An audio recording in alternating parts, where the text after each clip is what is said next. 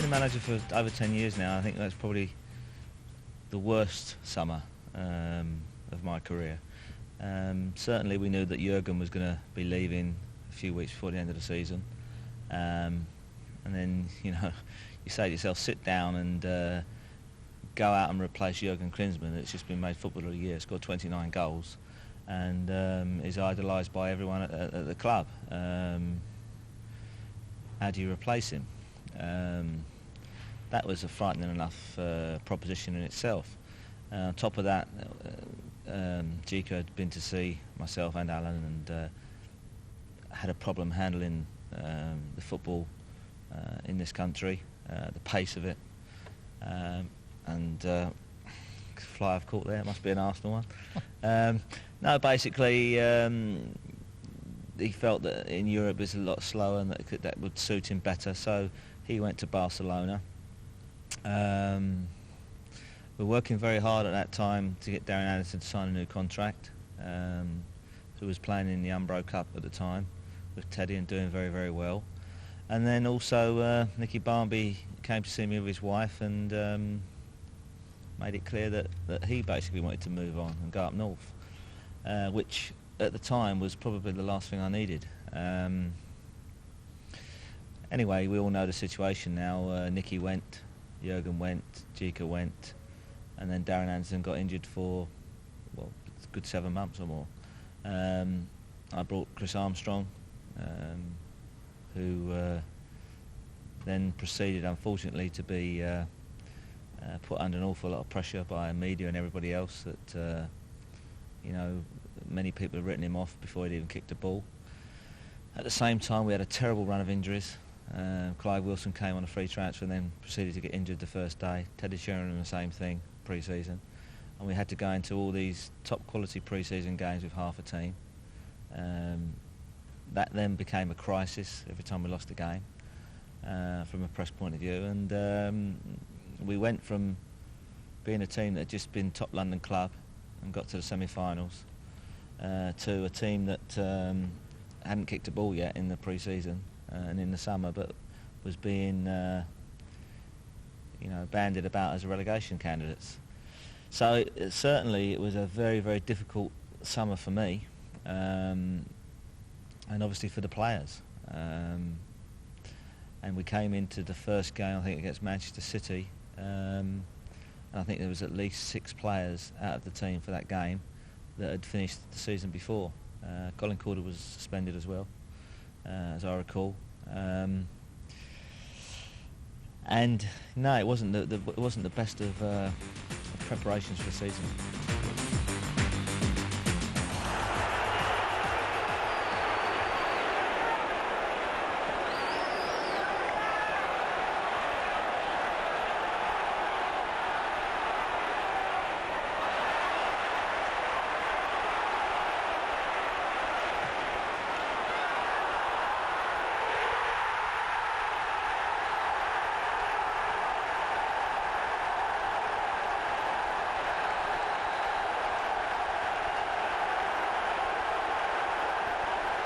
Tottenham Hotspur's goal, scored by number 10.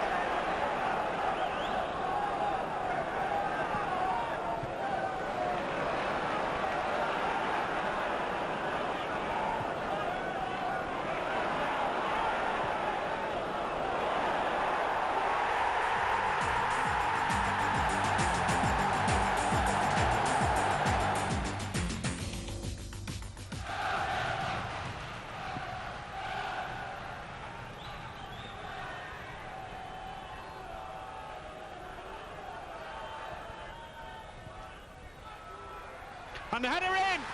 It's a goal for Aston Villa.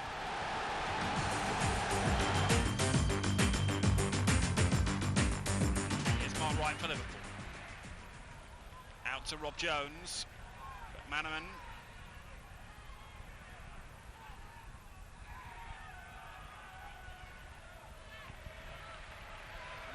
That started this particular move, and here's Barnes. It's a strong searching run. John Barnes! Oh, that's a brilliant John Barnes effort! And Liverpool take the lead! Well, Well, John Barnes has scored some spectacular goals in his Liverpool career, and here's another one. A brilliant finish. 1-0 Liverpool.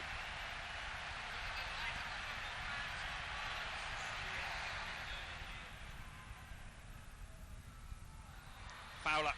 Good turn from Robbie Fowler. Here's John Barnes. John Barnes for Liverpool. 2-0. 2 for Barnes and 2 for Liverpool.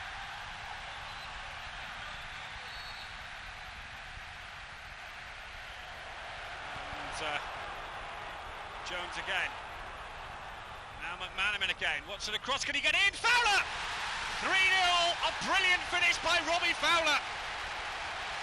What a goal for Liverpool. What a blow for Tottenham. But that was Liverpool at their best.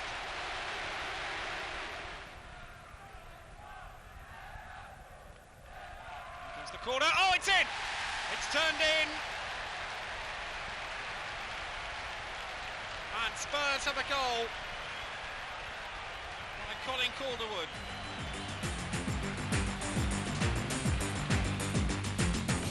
"23 minutes gone. It's still been mostly West Ham so far.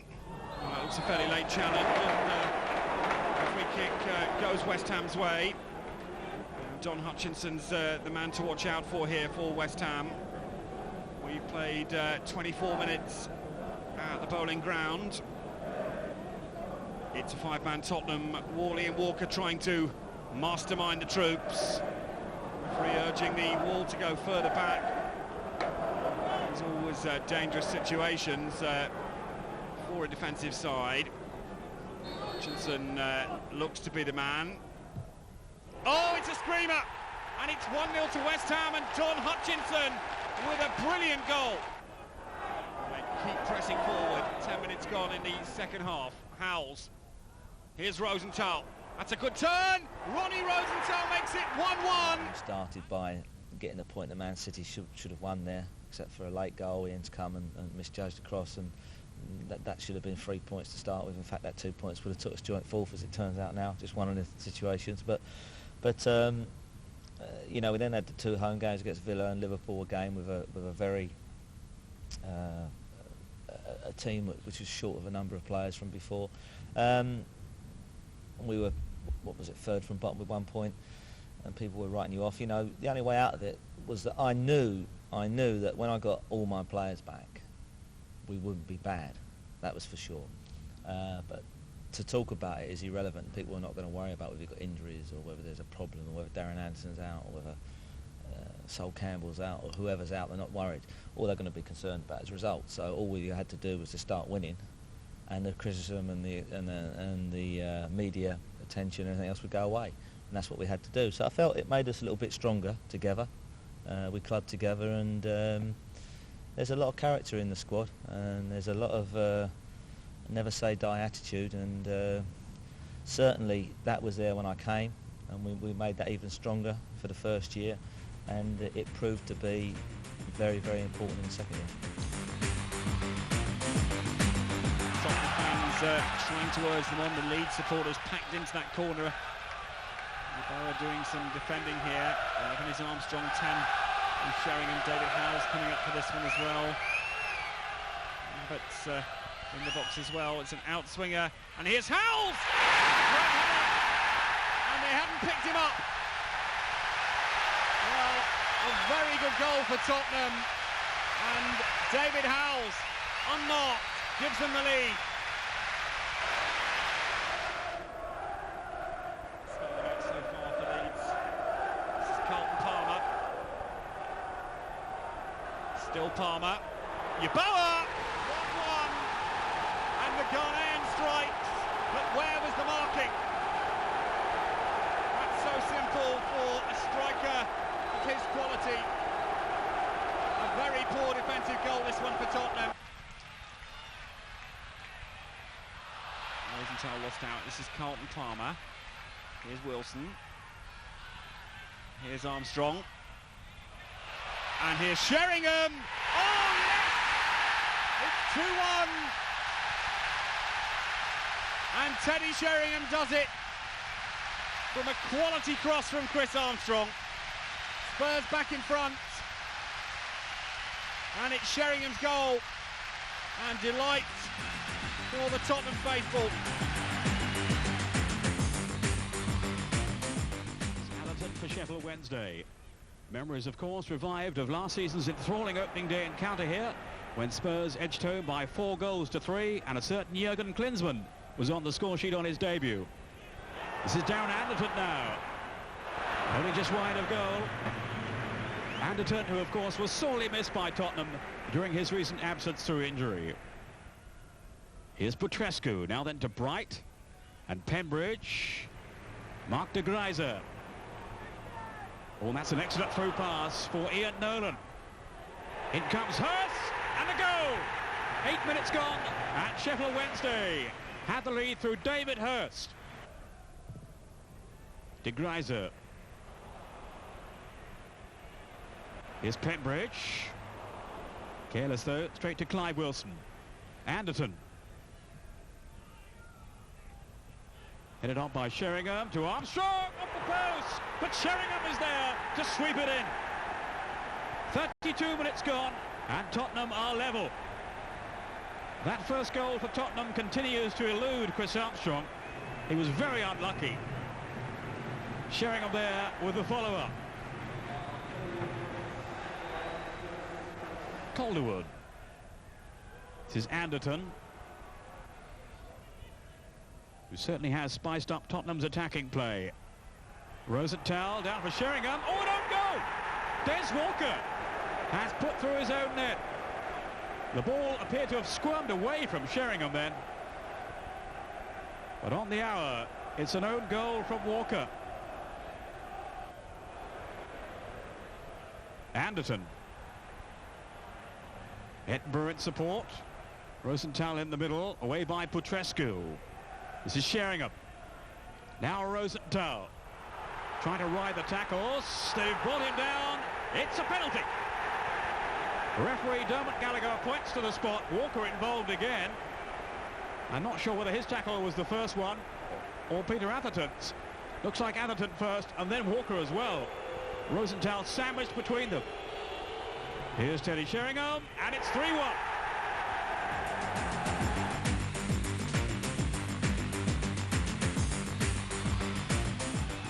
McMahon. Sheringham. McMahon. Oh, there's confusion there. And Ronnie Rosenthal crosses, and Armstrong! That's the one that he's been waiting for. And now he goes to check the fans. He's finally broken his dot. Chris Armstrong the scorer, and Tottenham lead by a goal to 0.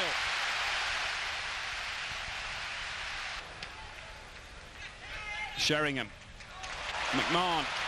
Oh, great play. Gerald McMahon now. Armstrong's in acres of space, and it might come to him. Chris Armstrong! That's the second.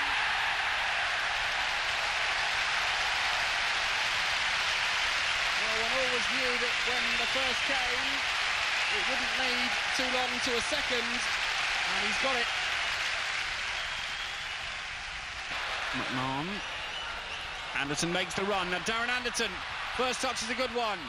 Now Teddy Sheringham. Oh, that's so critical. 3-0, and Teddy Sheringham buried that. Great play from Tottenham. Goal, 42 minutes and 50 seconds. And Maddock gets up there, and he's up. And Ronnie Rosenthal gets the goal. It's 4-0 in stoppage time.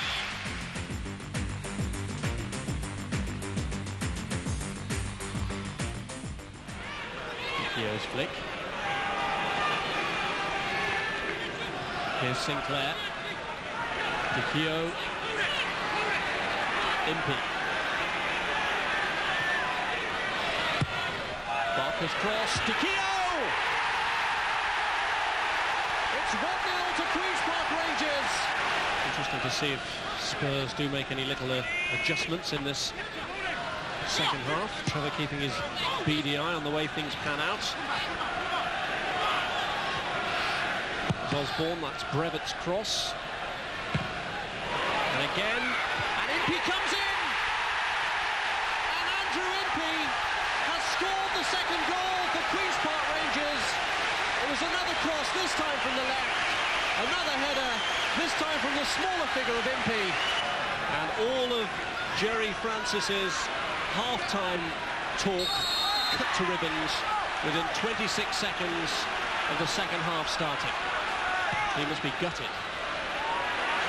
Oh, now that looked a real shove on Teddy Sheringham by Reddy, and the referee has given the penalty, much to Queen's Park Rangers' disgust.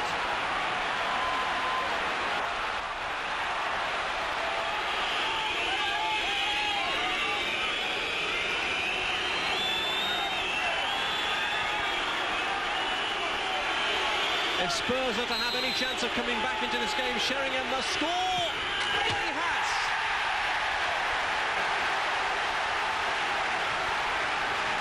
Well executed by Sheringham, and Tottenham back in this game with a shout. Karen Anderson, who appears to have an ice pack on his thigh, which suggests there was a bit of a strain. Given away by Di Chio, straight to Rosenthal. This is Wilson. Number 3, Edinburgh. Wilson. And Dessel turns and scores the equaliser.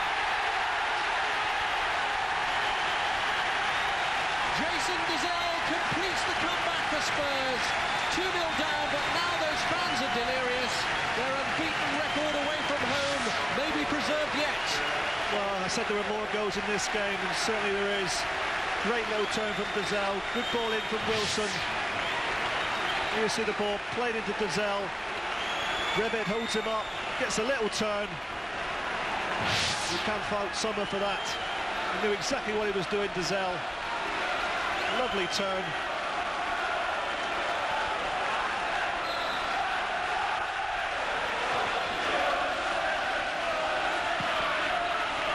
MP. Giving it away to Sheringham, and now Armstrong's through. Can he beat Maddox for once? Trying to conceal it from him. Sheringham! 3-2 to Tottenham. And Jerry Francis's side have turned it round against his old club. Armstrong for once beat Maddox, and Sheringham was there to knock in his 7th goal of the season. Yes, Danny Maddox won't be too pleased with this. He matches Armstrong for pace. But here you see QPR, they get 2-on-1, but Armstrong allows, Maddox allows him to wriggle away. And look at the marker in the middle there. They've got enough players there, QPR, to deal with that. Sheringham's left totally unmarked. He's just not going to miss chances like that.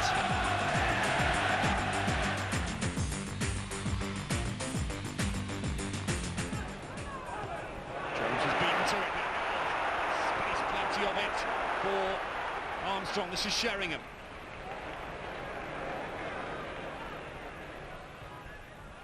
Sheringham leaves it. Armstrong, great chance. Second deflection, Sheringham.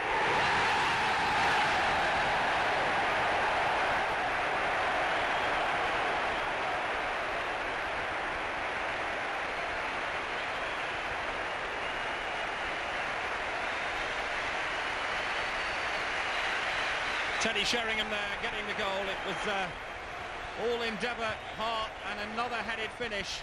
And Wimbledon's defensive problems continue. 7 minutes gone, Sheringham's goal, and Spurs can now settle down and relax. Well worth the replay. We got it up for you nice and quickly. Armstrong with a deflection. Sheringham with the header.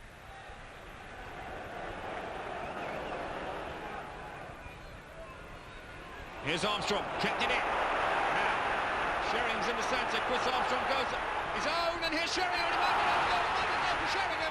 Here's Sheringham. He's waiting. He's scored. Well, he took his time, but didn't he do it well in the end? 2 for Tottenham and 2 for Sheringham.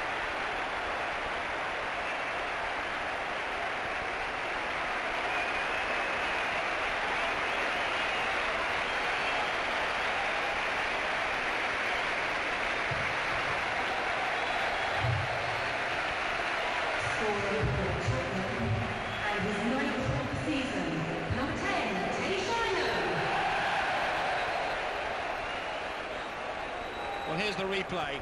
Chris Armstrong was so strong here, and he put it across the face of the goal. I thought it was going to be an own goal then. Then Sheringham, he had to score here, surely. Kept his nerve, kept his composure. Not once, not twice, but third time, and he buried it.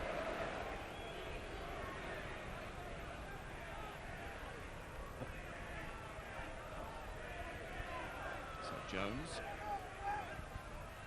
Little flick header. Oh, it's hit the bar and must be in, and is.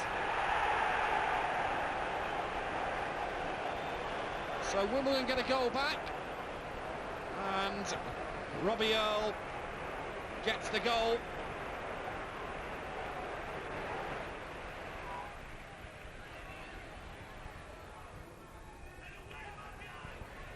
Sheringham, here's Armstrong, he's got the goal! That's his first Premiership goal, that's a relief for him, and it was the combination that did it, and Chris Armstrong absolutely delighted by that. Spurs 3-1 up.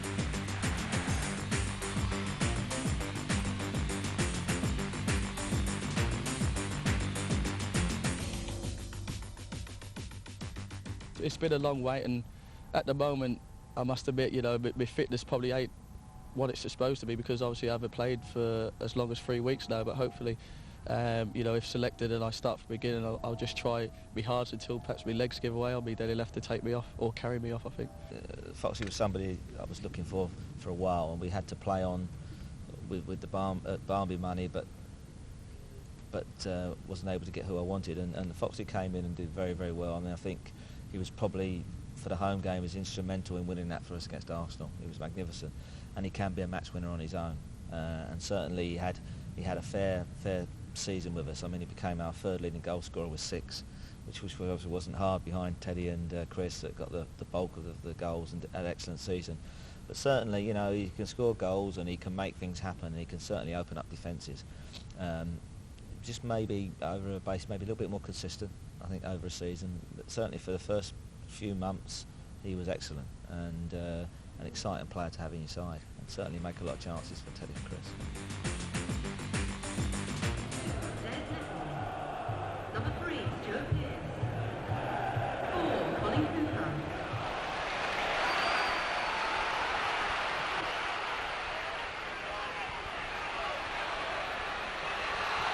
Away goes Steve Stone. Great effort! Oh, that's Steve Stone at his absolute best! A brilliant goal from Stone! It was a bit of a fluke goal against us, but we just got to dig in now. We went, you know, six games without losing, so I think we just got to get back on that same road. And you played in 3 positions in the first game? Yeah, that's how I play. I mean, you better get used to me, because that's how I'm going to play. You know, if I don't touch the ball within 5 minutes, then I'm going to go looking for it. You know, whether it be left back, right back. You know, I just like to try and keep it a game. Well directed kick, but Sheringham loses out in there. He's got a tough opponent in Watson. They don't come much tougher than Kanchelskis. To Samways, Kanchelskis wants it back. There are 3 blue shirts waiting for this cross. Stewart's there! Oh, lovely goal! Stewart the scorer, but the first man he thanks is Andrei Kanchelskis, who provided a classic cross. Balls to Stewart. Lays it down to Samways. The pace just evaded him. Now Wilson looking for the run of Armstrong again. He's behind the Everton defence. Can he finish this one? Oh, he can! That was a nice way to get off the mark in the Premiership for Spurs. His confidence will be oozing back now. He's had a tough time as a Spurs player, Chris Armstrong, but that's what they've paid so much money for. That was the finish of a £4.5 million man. Showed the pace, showed the cool head, and showed the goal celebration. Chris Armstrong brings Spurs back into it. McMahon.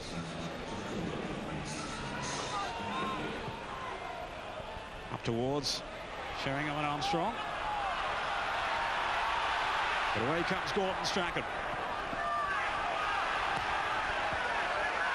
With love. Up to Strachan again. He had such an influence on the game on Saturday. It's a great cross in too. Maybe a chance here. The shot charged down. as Laptey came in. Off goes Armstrong. He's got the better of Williams. With that neat little change of pace. Sheringham comes up with him. Still Armstrong. And this time he has scored. Less than 2 minutes gone. Well, as ever, Ron Atkinson was optimistic beforehand, but it's all going wrong at the moment, thanks to this early flourish from Tottenham. And the goal for the man on the ball now, Chris Armstrong. Dangerous ball into Sheringham, and there's a second one. The combination that has been so promising for Tottenham this season has proved decisive again. Who's all around Michael Rowe from the Coventry fans. As Hall with a cross in this time. Another appeal for a penalty, and this time it has been given. Coventry have a penalty. Peter Love will take the penalty kick for Coventry City. A real opportunity for him to bring his team back into the game, and he has. The goal 10 minutes into the second half. And now at last we have a cup tie. Laptey. The linesman is flagging. It'll be a free kick to Coventry. They're going to be Strachan now, of course, on these set pieces. He's now shouting from the sidelines.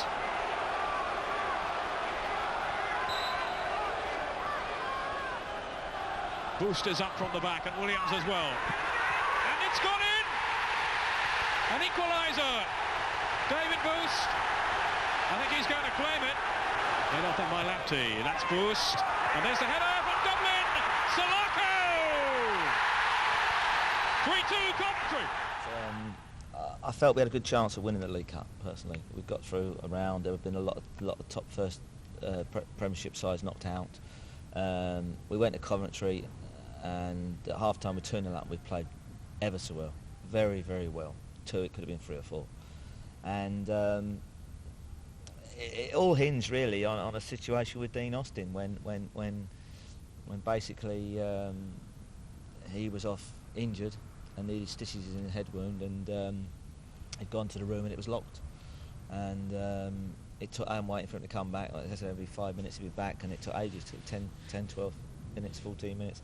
And by that time they'd been given a penalty. And the penalty changed the game, certainly from that point of view. I mean, okay, you've got to handle those situations, 10 men, whatever, you've got to handle that situation, you've got to learn to handle the pressure, and we didn't for that 15, 20 minutes. And we find ourselves 20 minutes 3-2 down, stormed back, very unfortunate to get an equaliser, but I was very, very disappointed with that because I felt we could have gone on and done really well in that competition.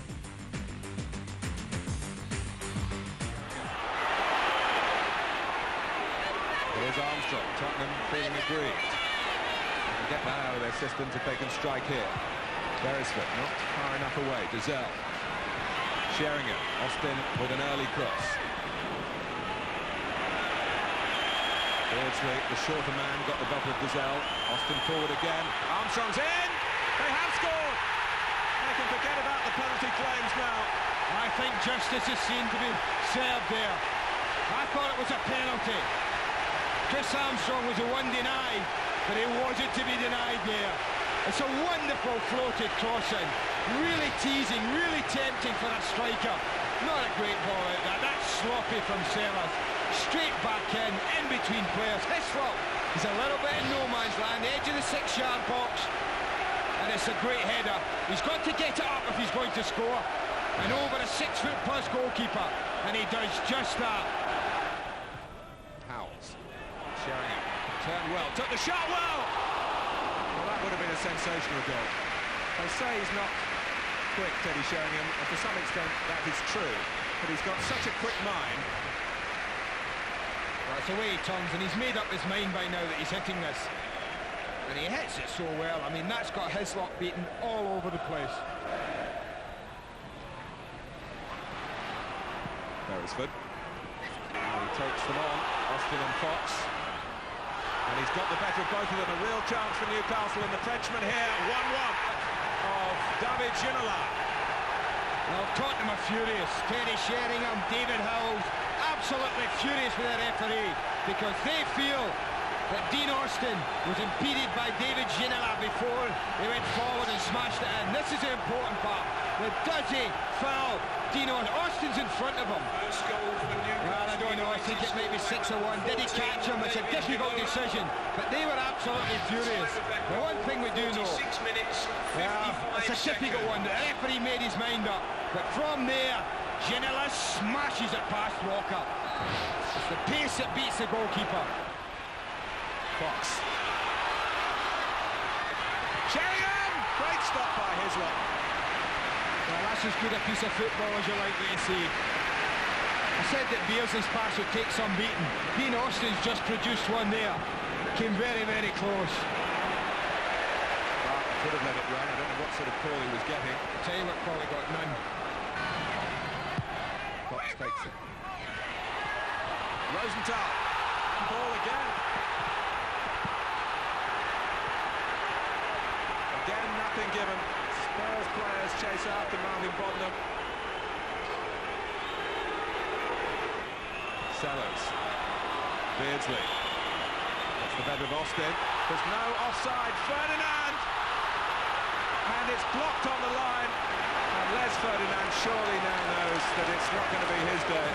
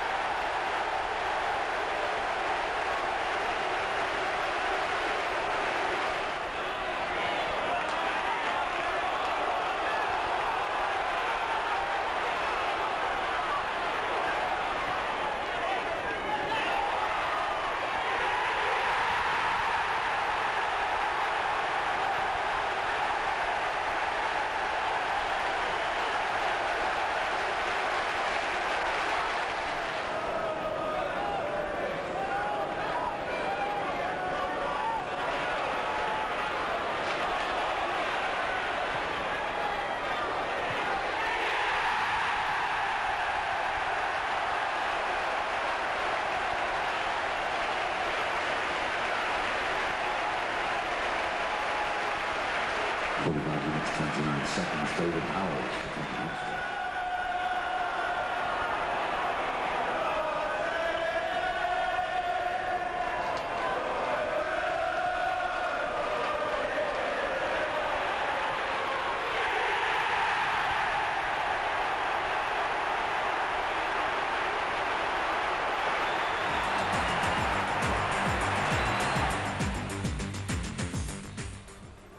Armstrong. Shrugged off by Adams. Merson. Hartson. Merson wants it back. Merson gets it back. Early ball for Bergkamp. Brilliant play from Arsenal. Absolutely brilliant goal. The signs were there. They were putting their passes together, but they hadn't really looked like penetrating. They have done now after 14 minutes. And Tottenham ripped apart here. Often Arsenal known for their tenacity rather than their technique, but this was stunning play, a superb finish, and Dennis Bergkamp, the boyhood Spurs fan, makes the current Spurs fans disheartened here. It's Tottenham 0, Arsenal 1, 3 up for Tottenham. Arsenal have 3, now 4 back. Fox. It's gone in from Teddy Sheringham. Despite the efforts of Adams, despite the efforts of Seaman. And Spurs have struck back after 29 minutes. Seconds after they were defending an Arsenal corner.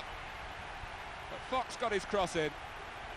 And Sheringham stooping there. It looked for a second as though Seaman had saved it, but he hadn't. In towards Sheringham again. Well read by Adams. Winterburn took a risk with a pass into that area. The pass was a fine one, as it turned out. Arsenal haven't been able to recapture, really, the rhythm that they showed in the opening 20 minutes of the game. Armstrong, Chris Armstrong for Tottenham. Tottenham have taken the lead.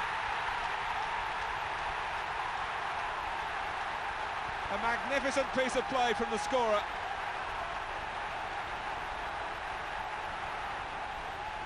In the 10th minute of the second half. A match that started badly for Spurs and has a much rosier hue to it now. He picked his way round Steve Bold, did Chris Armstrong, and fired it into the corner. It was Gazelle. Shape of the game suiting Spurs, you sense at the moment. They're drawing Arsenal forward and making opportunities on the break. Fox. Oh, Seaman slipped on, recovered somehow when Sheringham came diving in. Seaman stuck out a foot, having lost his footing a moment earlier. Down he went, up he got, and it stays at 2-1, and Sheringham is denied again. It was a great day. I'll always remember that day. The atmosphere, the crowd before the game. There was a lot of tension in the air. It was like no other game I played in. It was a bit scrappy, and that was a good game, people said, for North London derbies. But obviously I was just delighted to score the winner. It was a great result. I mean, it is just another game to us. We know that it means a lot to the Tottenham and Arsenal supporters, but to us it's just another game, and it's 3 points there to be won. But once it is won, it's very nice to have one over them. Since I came to the club, and I wasn't scoring, people would tell me, we don't care if you don't score a season, just make sure you score the winner against Arsenal. So I realised what it meant to the fans, and I was pleased to have got it. This is Armstrong. Great run here by Armstrong. He's through here. Oh, and he's pulled it wide. Fox was arriving inside the penalty area, but once again Armstrong really has threatened down the left-hand side, and it's been a real problem for Middlesbrough to keep an eye on him.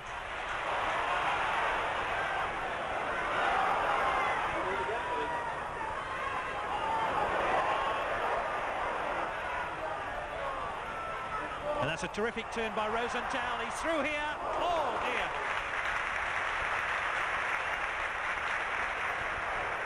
dear. Rosenthal is proving to be a real nuisance. That was a terrific turn. And did Gary Walsh get a touch on that one? I suspect he did. It's going to be a corner kick to Tottenham. Once again arousing themselves as they try to find the opening goal in this game. And Rolf Fox will take the corner. Well, the goalkeeper's fumbled that one. The whistle has gone before Calderwood managed to help the ball towards goal. It was a foul on the keeper, and it's a free kick to Middlesbrough.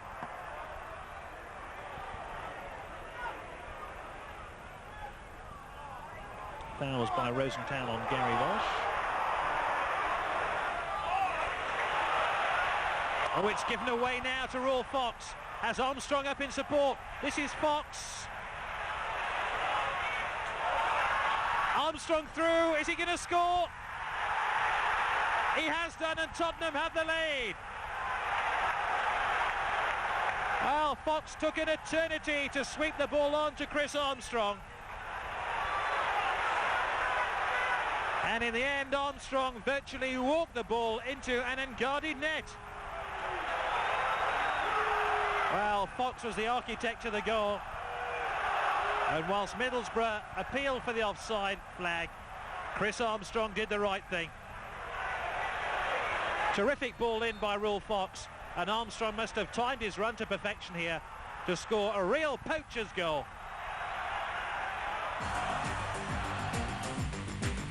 The match attracted Chelsea's biggest gate of the season, just over 31,000. The home side went into the match unbeaten by Tottenham in their last 10 meetings and almost scored after 9 minutes. Mark Hughes showed his determination. Dennis Wise with a first-time pass into the path of Eddie Newton, but his shot from just inside the penalty area hit the crossbar and went over. Newton had hit Chelsea's winner in their midweek victory over Bolton and should perhaps at least have forced Ian Walker into making a save.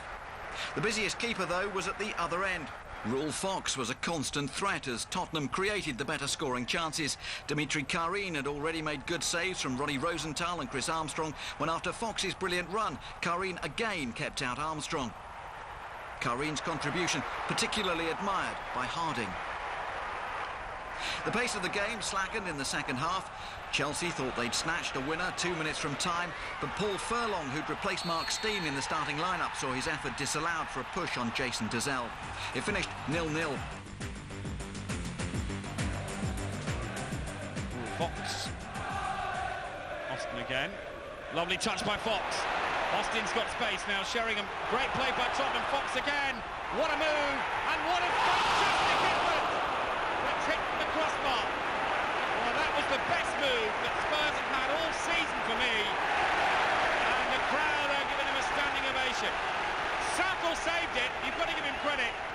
And when it comes back, well, it was brilliantly struck. Ronnie Rosenthal and Neville Southall, I'm sure, got a touch. Amakachi, great run, still Amakachi. Oh, that was good defending on his own post by Dean Austin. Armstrong, Sheringham, Fox, great play. Now there's a chance, oh, just wide. That's a corner.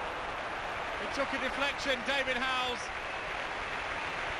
Well, I think that was going in if you have a look at it closely, and we will give you a replay of this one. And here, who did it get deflected of? Oh, that was going in. Southall was beaten. Sheringham. Here's Fox. Now the cross comes in. Sheringham, good save. Well, Teddy Sheringham headed it into the ground, which is exactly what he wanted to do. Well, here was Fox's cross. It was a beauty. Look at that. Perfect header from Sheringham, and that is a tremendous save. Now there's a chance. Chris Armstrong's in here. And have you done it? No, he didn't hit it hard enough. Off the line by Matthew Jackson.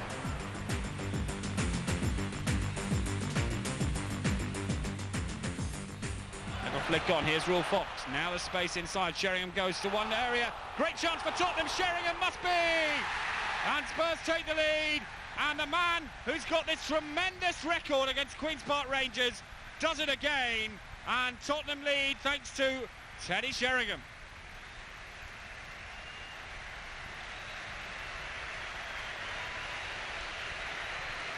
Well, it was almost inevitable that if Spurs were to score, it would come from Sheringham. Fox's cross and Rosenthal shots, and Sheringham, he doesn't miss those.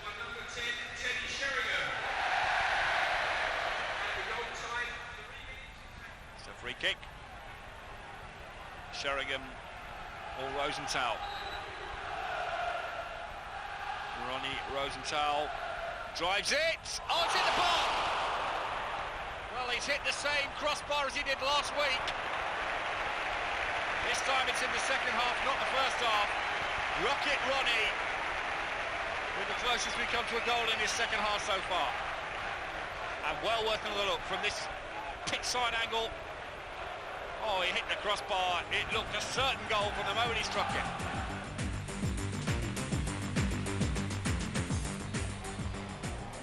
Good spell for Spurs here. This is Chris Armstrong.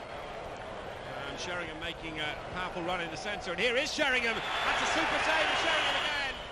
The chance has gone for Tottenham. Well, it was Chris Armstrong's cross, and it was a brilliant header from Sheringham. That looked a goal all the way. All credit to the keeper, who made a fine save. Been teasing the Wimbledon defence all afternoon here. And still Fox. This is a great run. Not a bad cross, the header from Rosenthal.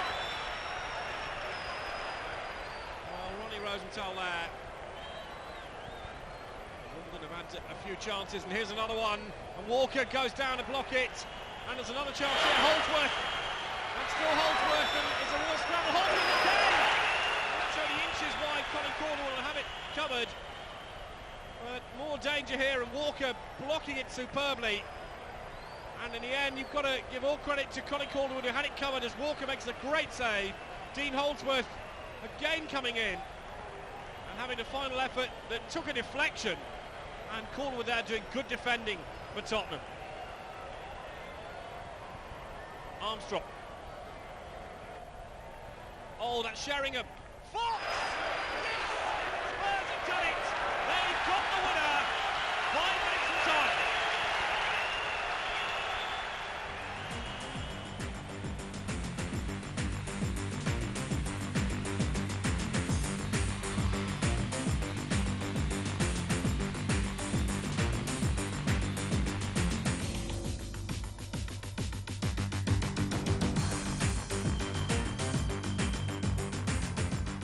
Breaking the record for the minutes for a clean sheet was nice, because we came close to it the year before, and then to beat it and beat Ray Clemence's record was something special. So yeah, that was nice.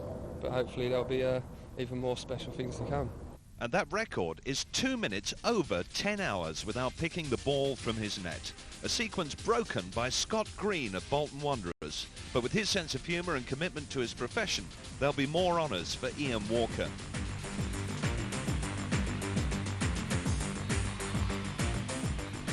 Now it's a chance. Armstrong's in. And Chris Armstrong now, it must be, hits the post.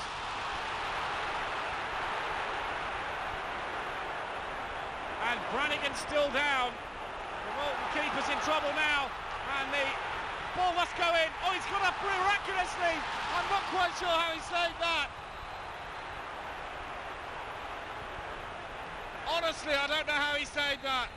He was in big trouble, and now he's in even bigger trouble.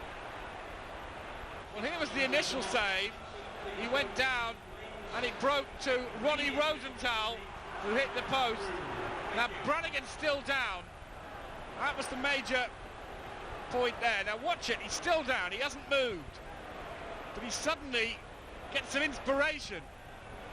Here's the shot, there's an open goal waiting for Wilson. Look at Brannigan now, he's getting back, he's odds against.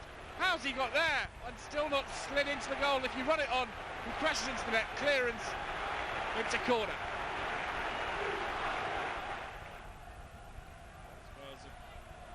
Incessant pressure in that first half spell, but not managed to get it away, and the linesman couldn't help the referee.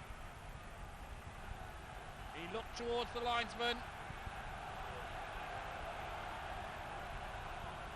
It's Mr. Crick from Surrey. Here's the corner.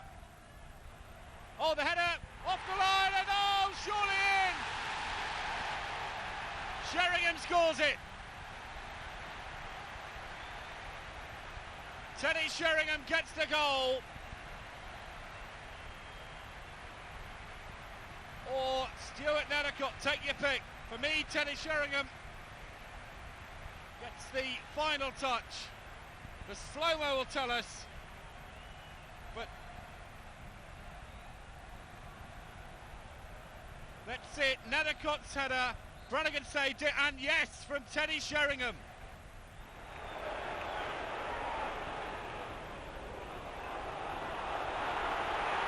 Armstrong. Oh, yes! That is a direct way to finish from Chris Armstrong. What a goal! Walker with the clearance. That's what we call an assist. One bounce. And Armstrong over.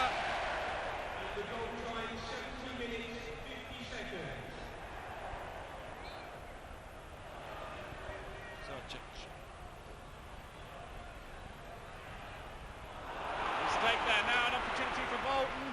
Great chance, and they pull one back.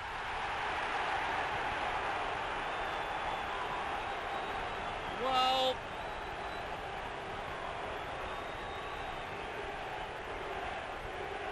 Scott Green gets the goal, and he just continued going, and still Scott Green.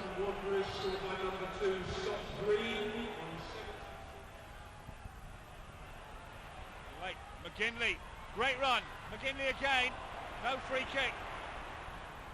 Well, suddenly Tottenham thought they'd done enough to have won this match. And now Bolton. Search it, great run. McGinley! Must be 2-2! And what a sucker punch! And Bolton has suddenly turned this game completely around. So after 10 hours without conceding a goal, it's the Premiership bottom club that scores twice and takes a share of the spoils.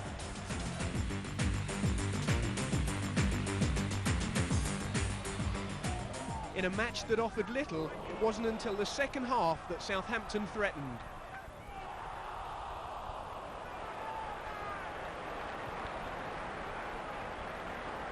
Fortunately, this cross evaded everyone, forwards and defenders alike.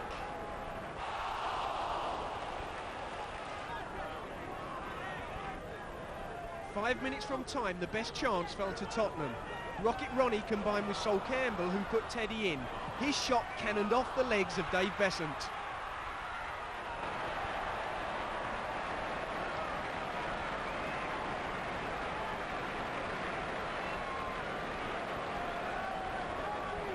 Sol up with the attack, and the rebound from Teddy's shot just didn't break for Chris Armstrong.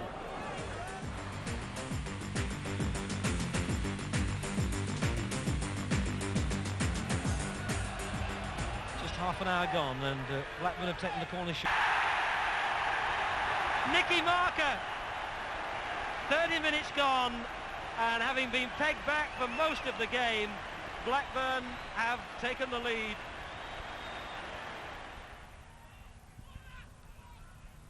Here's Bohinen. This is Jeff Kenner. Sheringham. Gets it back, Sheringham. Here's Armstrong. Chance here for Tottenham. Goes for the shot. And finally it's behind for a corner, but somewhere in the middle of all that there was a good save by Tim Flowers. One that he made with intent, and I think the ball hit him a second time when he probably didn't know too much about it. But the net result is Tottenham haven't pulled one back, they've just got a corner. A little wink by Flowers to acknowledge his good fortune. And Dumitrescu will take the corner. Nethercott! Oh, he's in the post! Well, he's claiming that it was behind the line, but the referee's happy to let play continue, and he could hardly have met that with more force. Here's Armstrong. And now Rosenthal. I wonder how much the switch of the two wide men, Rosenthal and Dumitrescu, has had to do with the change in the shape of the game. Sheringham! Oh, super strike! And it's a goal that Tottenham have been threatening right from the start of the second half, and suddenly this game is back on the boil. And that was a fabulous goal by Sheringham. So the two England men, Shearer in the first half, and now Teddy Sheringham in the second, showing just what they can do. When you consider I've had, 8 players out today. I've had 4 of my midfield players out today. Darren Anderson, Jason Dizelle, Rolf Fox, Clive Wilson, David Howes.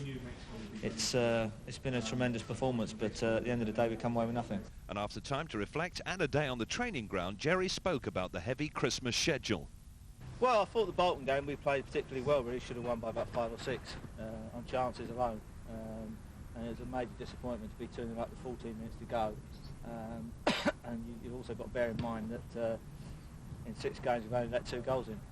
5 of those have been clean sheets. So with a record like that, you wouldn't have expected us to let in 2 goals against a team at bottom of the league in the last 14 minutes. But that's football. Sometimes it happens. First one we made an individual mistake, and the second one we was, in space of 2 or 3 minutes it was 2-2. So that was 2 points dropped. Southampton game was a tough game on a very difficult pitch.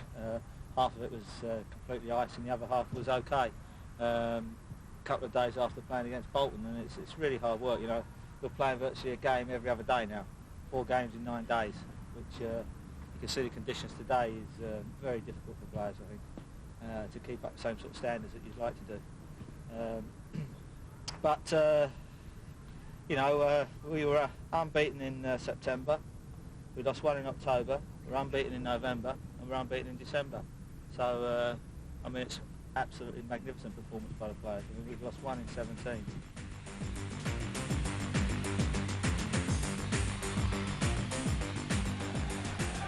Right beginning by Tottenham.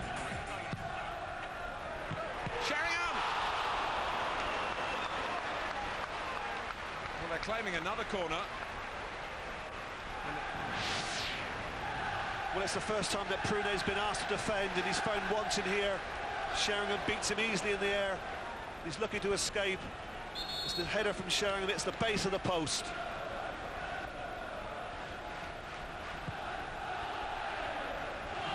It's another bad delivery from Schmeichel.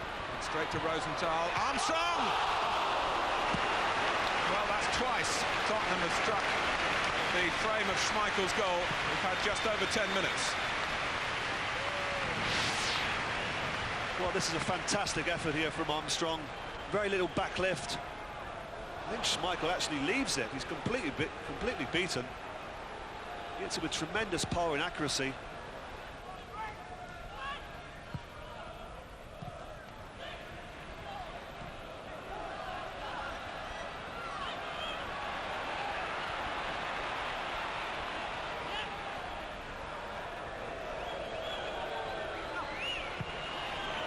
Sheringham, it's a wonderful chance, and he's taken it with typical aplomb, and Tottenham have taken the lead.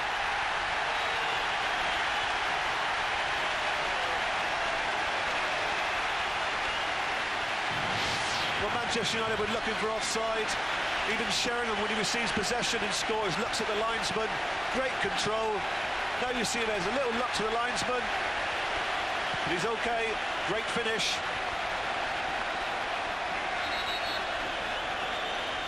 He actually gets it stuck underneath him, but he digs it out. Schmeichel flat-footed, can't move.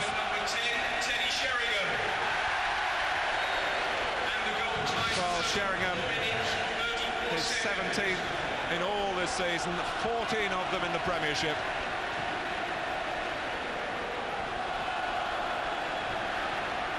They say he's playing the best football of his career, and I don't think too many who watch Tottenham regularly would doubt that. But here's Phil Neville round the back, and Andy Cole has equalised straight away. Another Cole goal. He scores for the 4th match in a row, and just what Alex Ferguson would have ordered. Well, Andy Cole will get all the credit, but just look at the run from Neville, the left back. Great little 1-2 with Butt. There's Cole. Easy finish for him. 4th goal in 4 consecutive games. He's as hot as Sheringham.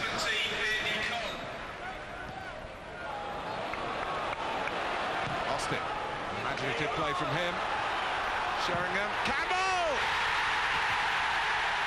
Tottenham are back in front, steered in by Sol Campbell.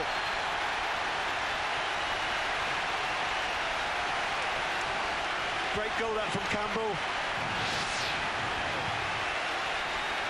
Good work from Austin, gets the ball in. Sheringham's in there again. I think it's his header that comes back to Campbell on the volley. Schmeichel, no chance. Kasky. Rosenthal. It's 3-1. Press Armstrong. Well, they were queuing up for Tottenham there.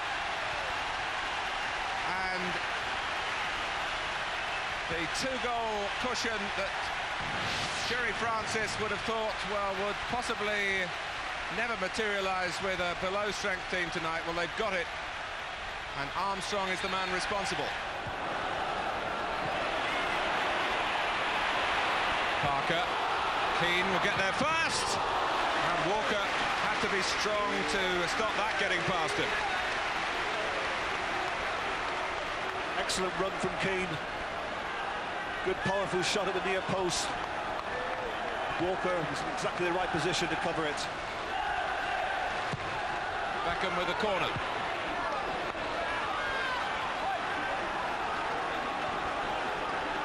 Well, circumstances conspiring against Manchester United defensively. They're now looking for inspiration to the attacking side of their play.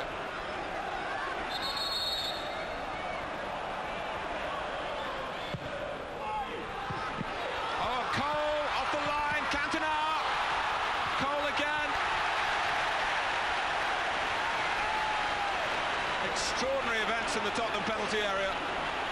Here's the chance, comes back out to Cantona, off the line from Rosenthal. Great save. Sheringham will come back his way again. That's Armstrong. He's got another one. It is 4-1 to Tottenham. And what about Jerry Francis's feelings here? Can scarcely believe it. Yet another cross, yet another goal. Lovely ball from Sheringham. Well-directed header from Armstrong. Fourth goal for Spurs, scored by number 11, Chris Armstrong. The best thing Mr. Aspie could do now is to blow that final whistle and put the Manchester United players out their misery. He's done it. It's a triumph for Tottenham. Another 4-1 win for a team managed by Jerry Francis over Manchester United on New Year's Day, as it was with Queen's Park Rangers 4 years ago. You know, it's important, though, that beating Manchester United or beating Liverpool or beating Newcastle, which we've done since I've been here, is not the be-all and end-all. It's just 3 points. And the difference is you've got to have a situation, no good beating the league leaders 1 week, 3-1, 4-1, and then losing to the bottom of the table 1-0. That's consistency. That's what wins you things. That's what gives you a chance to win championships. And that's what Manchester United have in abundance. You know, they can't always play well. On their day, they can play really well. On our day, we can play really well. If you're playing a team like Manchester United and Newcastle, it's open game. You can play magnificent football, fantastic game, and the best team wins. Another day, you play teams that are out there to stop you playing, and they're out there to look after your better players. And so what do you do? What do you say? You say, well, it's not our day today. You know, they're not allowing us to play. Oh, never mind. We'll try and win the next game. We lost this one. You have to roll your sleeves up. You have to be tenacious, and you have to go out there and win the game.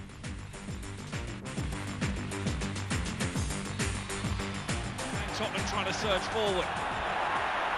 Little chance now for Sheringham. Oh, and it's in! And it's Ronnie Rosenthal. Spurs take the lead. And a miscued shot headed in by Ronnie Rosenthal. Hereford have been pumping forward. And again they're moving forward again. This is Pounder. Oh, that's a fair challenge. No, it's not. It's a penalty. Ronnie Rosenthal on Tony Pounder. So Dean Smith. Over and well over. It remains 1-0 to Tottenham. Corner from Downing. Brough! 1-1. They've got the equaliser, and it's going to be an agonising few minutes now for Tottenham.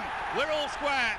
It finished in a draw, and that may have been fair. What was not fair was the bombshell from UEFA. Tottenham were given a year's ban from European competition should they qualify in any of the next 5 seasons. Chairman Mr. Alan Sugar made a pledge to the Spurs fans via the Jumbotron. The entry of the Intertoto Cup for England this year was a bit of a misunderstanding also, and it got to a last-minute panic where certain clubs had to go forward and play. So effectively, we've had to do the FA and the Premier League a favour. We spoke to them yesterday. They're going to give us 100% backing. I spoke to a lot of Premier League club chairmen this morning. They're all going to give us the backing. When all the paperwork's put in front of the UEFA people in a couple of weeks' time, it's all going to go away. I'm absolutely convinced of it. So, really, you know, on the Richter scale of 10, you know, I'll give it 1, really. From coming in, 6 points deducted, out of the FA Cup, no money, to putting all that right and getting things back and having a good season, then losing Klinsmann, Barnby, Popescu, Darren Anderson getting injured, and hanging in there, and you're still in a good place. You're in the top 3, magnificent there to do that with a lot of the players out. All of a sudden they say, no, you're out of Europe, you know, and you're chucked out of Europe. It's certainly not a dull place here, you know, and it was a major worry because it looked as if they were very, very serious, and it was for 3 years, you know, which was heart-rendering for the players, really. I mean, they've worked so hard, and all of a sudden now, no matter what they do, they weren't going to be allowed in. And knowing the circumstances as I did, and knowing the situation as I did, because I was instrumental in making sure we had things in writing from the Premier League, etc., about this situation when it was talked of in the first place, I couldn't see how they could possibly do it. But certainly we had to go a number of games with that over our head, and it didn't help. It certainly didn't help. Claude Littner, our chief executive here, spoke to UEFA long before the tournament. He wrote them a fax confirming his telephone conversation. Even a man there agreed that we could do what we did. It's just that internally there, the left hand doesn't know what the right hand's doing, and we'll just show them all the paperwork and it'll all be over. Mr. Sugar led the Tottenham Hotspur appeal, which was successful, and the punishment was changed to a fine, which was shared by all the Premiership clubs.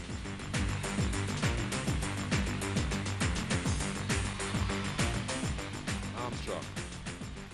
There's no one right of him. He's got to try and use that area himself. Coming infield though with Kasky. Sheringham! Great stop. It was a very powerful header. Just fortunately for Ike Immel, take nothing away from the goalkeeper's reactions, it came at a good height for him. But it was bulleting towards the back of the net until the German goalkeeper got to it from Teddy Sheringham. Campbell, Edinburgh. Armstrong! Well, they've had to wait a long time. 20 minutes into the second half.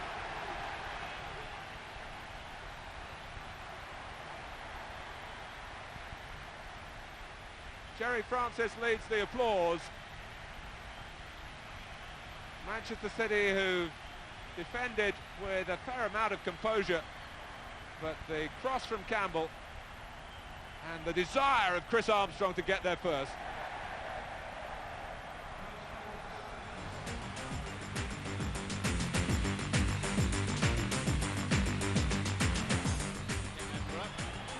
That's a fair turn. Oh, when it came, it had to be. Hereford can count themselves unlucky. Teddy Sheringham gets the goal, and Spurs have the lead. To take this corner for Tottenham. The corner and the header is it. Chris Armstrong makes it 2-0 at the far post.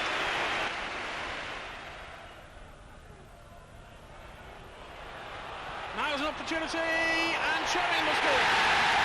It's 3-0 Tottenham, and Teddy Sheringham gets his second. Rosenthal. Fox. Space for Kasky. Might try one.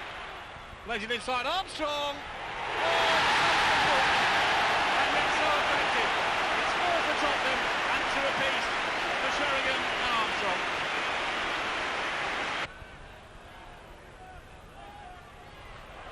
Sheringham. Now Armstrong's got an easier chance. Sheringham. He didn't need it. He left the hat-trick. And Spurs have a fifth. Teddy Sheringham and Chris Armstrong have dominated. And Sheringham has 3 and Spurs have 5. It's the last minute.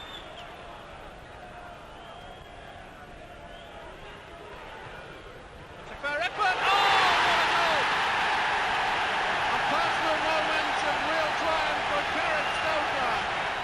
Any understanding takes time, and Chris coming to a new club, big club for a big signing on fee was it was always going to be difficult, and you have to learn to adapt to people, and he's doing that, and we're doing that as well with him. Yeah, it did take time to adjust. I think I probably thought it was going to be easier than what it was. Coming to a club with better players, a bigger club, I thought it'd be quite easy to fit in, but these things do take time. And playing with Ted, I hadn't played with him during pre-season, so the more games I played with him and the rest of the team, the more, I seem to fit in. If you take his first 6 months alongside some of the great players that have been at Tottenham, like Darren Anderton, Paul Gascoigne, Chris Waddle, they all had a 6-month settling-in period, and Chris has got 13 goals to his credit, and that's no mean feat, really. The way we play sort of probably suits each other, with Ted holding it up and me making runs down the right and trying to put balls in for him. Yeah, it has. I think it's just lucky enough it's just worked out.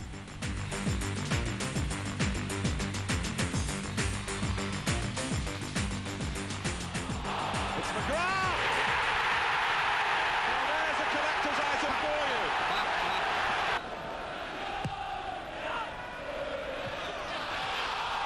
But that looked like a handball.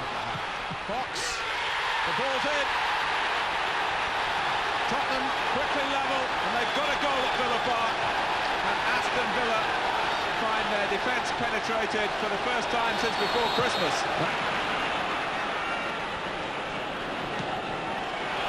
York. Three against goal!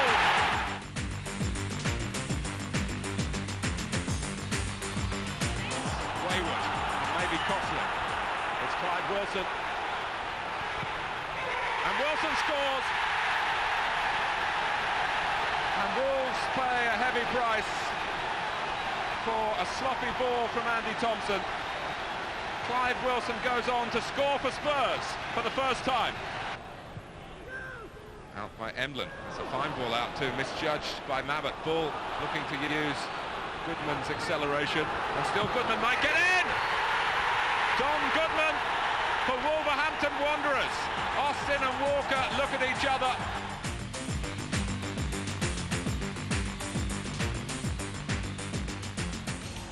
Armstrong in the middle. Oh, wonderful save by David James.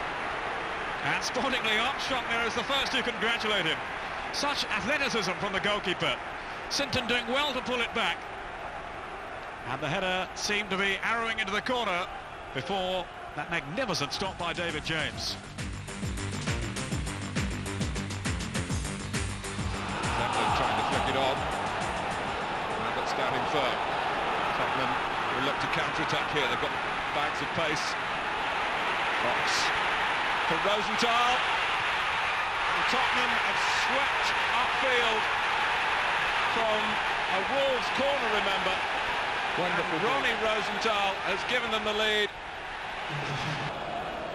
Well, it's a good start for Jerry Francis. His players quite frustrated that they've got so close to the final last season. I think they needed it pointed out too much by their manager that this is a very big night for their ambition and his ambition. Oh, and they might get another one here. They have from Sheringham, and Thompson hangs his head. His mistake, and it's Wolverhampton Wanderers 0, Tottenham Hotspur 2. Williamson's corner. Dix! Point blank range, and it's knocked in by Donny!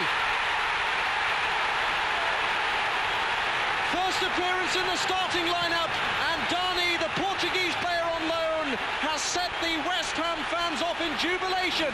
Our cup trip to Forest was cut short by Arctic conditions. Austin. Well, it was Steve Jettle who was discomfited. The Spurs players looking like snowmen in their white. And Will Fox into the real taking them off, Mark. He's taking them off. The referee's taking them off.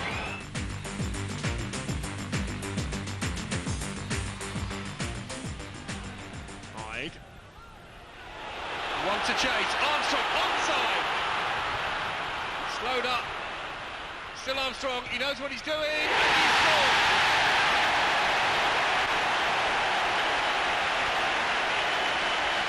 Chris Armstrong opens the scoring, and that was striking at its best.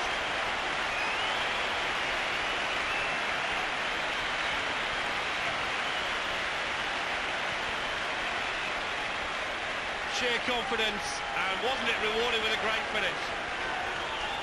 First goal served by number 11, Chris Armstrong.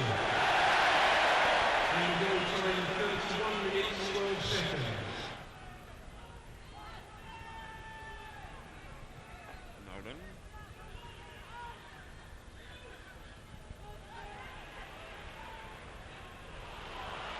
Two in the centre. And a great chance here for Wednesday, well blocked. Colin Calderwood now doing so well. Call it to Sheffield Wednesday. It's actually a throw. Chris Woods.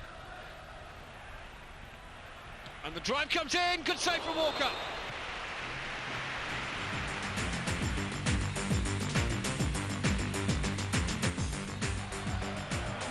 Forest at the moment. Roy wriggling away. Campbell. Roy trying to pick himself up in the din. The referee's whistle went unheard by some, but it is a free kick against Tottenham. Well, that's what he's good at, Brian Roy. He dropped off deep, they managed to get the ball to him. I just think he's got great balance, great feet. Tricks Gary Mabbitt just by coming back inside him.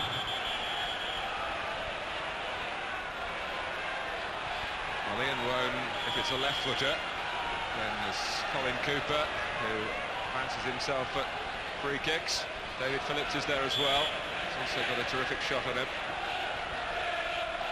But it is Wone. It's a magnificent goal for Ian Wone. And this Nottingham Forest start, which Frank Clark was calling for, has produced an early lead. Well, it's lovely struck. It's interesting to see just where it went regarding the goal. It seems to get through the wall, Mark. I think that's what Ian Walker's saying. I thought it looked low. Certainly didn't go over it. It goes right through the wall. Look at the gap that appears. And because of that, the goalkeeper has absolutely no chance. You watch the Forest player, I'm not sure which one it is. Scott Gemmell puts himself right in the wall. What Tottenham do, they don't put a man behind him. So Gemmell steps out. But it does take something for someone to drill it into that little gap. Wone was able to do that. Cooper flattens Sheringham. Gary Willard is calling Colin Cooper across.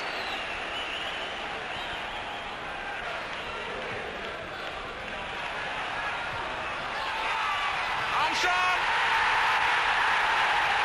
Quick reply from Tottenham. Well, that's just a trick. Sheringham's looked like he fancies it in the air tonight. He's already won one header about 2 minutes earlier and it flicked on through. Well, I noticed he had a word with Calderwood, as if to say, just hang it up there. I can win it. He does just that. He's not looking to score. He's looking to put it across the 6-yard box. But there'll be some questions asked. Look at Chris Armstrong. Look at the space he has. Look at the time he has to pick his spot and drop it lovely in the corner. That's not good marking at all from Forest. But that's a good header from Chris Armstrong. Well, the potent pairing up front for Spurs in perfect harmony there. It's certainly been a match full of good football, but there's been a physical edge to it as well. To this point. Just running repairs for Cooper. His 29th birthday, incidentally. There's been good competition in that physical edge, Mark. There's nothing sinister going on in the game at all. The people have been competitive. Rosenthal, Sol Campbell, good position this for Tottenham. And it comes for Armstrong, who can place it into the corner. Crossley couldn't claim it, and Chris Armstrong has got his second goal with 27 minutes gone. Tottenham have really turned it around. Well, Ian Wone turns and watches the ball here. Now you watch it, he's placing the ball. Look, Campbell's gone behind him. And he does well from here. Crossley reaches for it, doesn't get it. Edge of his fingertips, can't pull it towards him. But it all started because Campbell made a lovely run behind Wone. The keeper can't control it. Well, that's a simple task for Chris Armstrong. Won't get many easier cup goals than that. That's Armstrong's header, and Fox is away. There's no one really keeping pace with him in the centre, although Armstrong's got there now! Well, he's hit the net for the third time, but on this occasion it was the wrong side of it. I bet if that had come from the other side, Martin, it controlled it with his instep on his right foot and slotted it. Give him credit for winning the header and then making up the ground, but I just thought here he wants to take it with his right foot as Fox fizzes it across. Now watch this, control it with the left and hit it with the left. He controls it with the right and hits it with the right, and that was awkward, made the angle awkward. I think someone with more confidence on his left side would have cushioned it with the left and driven it across the goalkeeper. Well, with the left foot as well, he'd probably have 35 goals at this point of the season. It would have cost about £19 million. Gebel for Stoke, takes it early. Ian Walker from Campbell, and then as Brian Roy looked to finish it off, keeps Tottenham in front. Just. What a great save from Walker. Double save.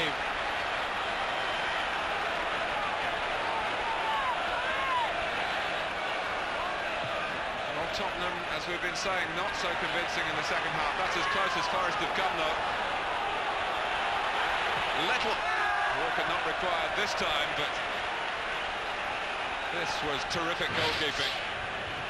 Well, it's one of the best moves we've put together, because he got a bit of movement. Gemmel's run. It's a good ball, and Campbell does everything you would expect, because he can only just turn and direct it towards goals. A little behind him, but he does really well. Goalkeeper's brilliant save, but look at that for reaction. Brian Roy thinks he's got a simple tap in. Well, he didn't have. Super reactions from Ian Walker for both saves. Stoke. Wiggles past Wilson. And Rosenthal was the culprit. And Gary Willard is reaching for the card, the yellow one. Again, he gives a bit of width, Steve Stone, and it really looks threatening. Now, would he chance it? Would he whip round there, would he? Well, he's got the option of that. Others arriving in the centre for Ian Woan. He goes for goal! That answers my question. Would he whip it round the wall? You bet your life he would. Top corner. Well, we admire Gary McAllister's winning free kick last night. This one's even better in my opinion. It's a more difficult angle. The goalkeeper is, well, less to cover. But look at the accuracy. That's top corner stuff. Brilliantly struck. Gives Ian Walker absolutely no chance. What a goal. Two tremendous free kicks from Ian Woan.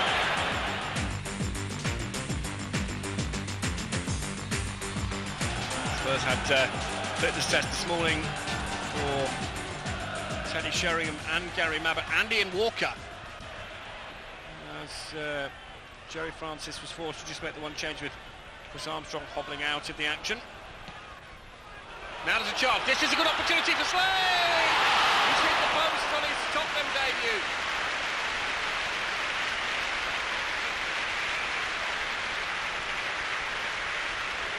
Well, this was a tremendous through ball, and Slade, first touch was a good one, second was fairly good as well. Well, Sol Campbell to Stephen Slade,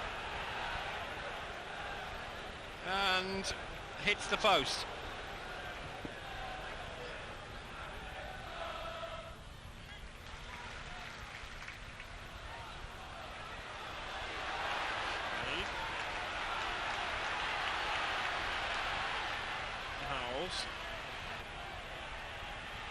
It's a fair-looking cross. Oh, Gisele's in there! And Spurs lead with Jason Giselle getting the goal. Well, a cross from Andy Sinton may have taken a slight deflection, but there was no mistaking it. Jason Giselle. And Tottenham have the lead. Well, the cross was a good one, and Giselle got there. First goal for Spurs for by number 12, Jason Giselle. And the goal time, 63 minutes, 17 seconds.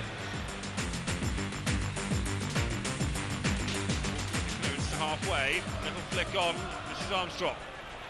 Sheringham was coming across. This is Ian Woan. No flag. Brian Roy's onside, and he's overdone it, or has he? No, brilliant. Brian Roy opens the scoring for Nottingham Forest. The first touch thoughtfully and let him down. The second was brilliant, and he showed great pace. And Forest lead.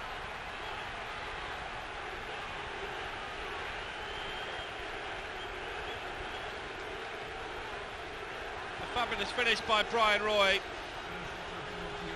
He was definitely onside. Thought he'd overdone it with the first touch, but the second gives Nottingham Forest the lead. But Williams took it straight into Brian Roy. This is Wome. But Williams. Gemmell. Oh, just wide. What an excellent effort from Gemmell.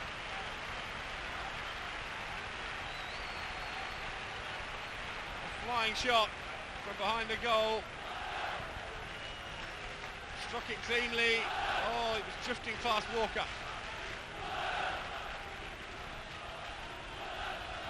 Gemmell.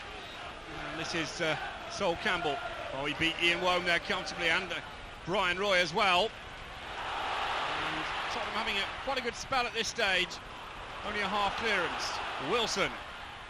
And that's a free kick, surely. Haaland didn't like it. Right in the centre.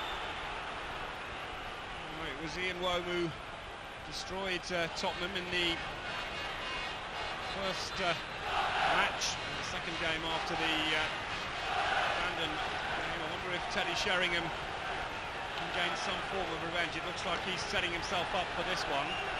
Crossley saw his view of it as well. What a time it would be if Spurs could get back in the ball. 4 Forest players and 2 from Tottenham. It is Sheringham. It's 1-1. Brilliant finish from the leading scorer, Teddy Sheringham, against his former club. Mark Crossley had as much chance as Ian Walker did against the Ian Wome Rocket in the first game. Sheringham hit that one perfect, and Spurs are back in the cup tie. Brilliant goal from Sheringham. White Hart Lane erupts, and we're all square at 1-1. And the goal time, 32 minutes, 11 seconds. Floated into the penalty area. Sheringham gets up. Oh, it's driven wide by Gary Mabbutt. What a story that would have been on his 600th appearance.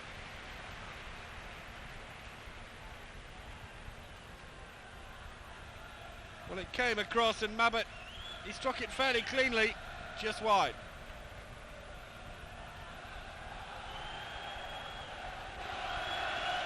Phillips. And now away from Nottingham Forest. McGregor Roy's in the centre. McGregor, great save from Walker.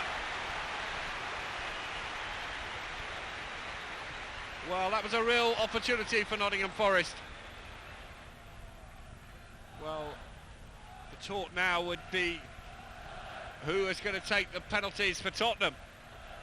I would nominate 2 straight away. That's Sheringham and probably Clive Wilson, because he was the man who used to take them at Queen's Park Rangers. Fox, they might not even need penalties. No flag here. Rosenthal, it's in, off the line.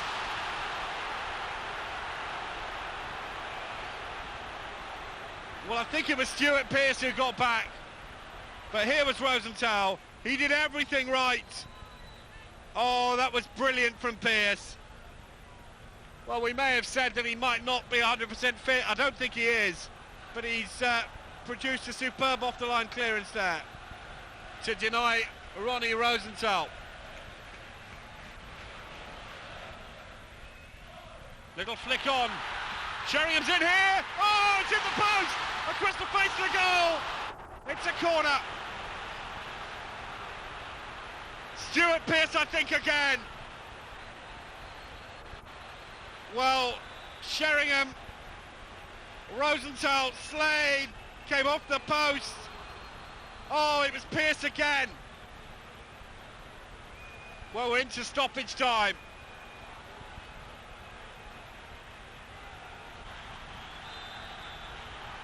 The stage is set for maybe Gary Mabbutt to come up for this corner. The last moments. Sheringham. Slade wide. And that's the end of it. It's penalties. So, nerves now are plenty. A penalty shootout between Tottenham and Nottingham Forest. It's Pearce against Walker. This is the first penalty. And 1-0 to Nottingham Forest.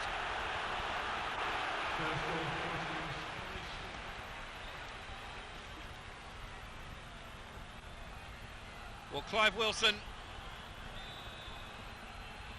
has it saved. Crossley saves from Wilson. Advantage Nottingham Forest. Brian Roy used to take them at Ajax. For Foggia. For Holland as well. Roy very confident. Oh, it's saved by Walker.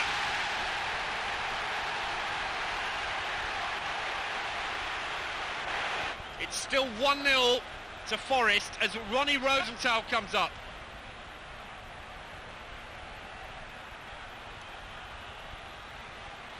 Rosenthal, they're keeping Sheringham up their sleeve. Rosenthal, oh, it's saved as well by Crossley, and that's a brilliant save.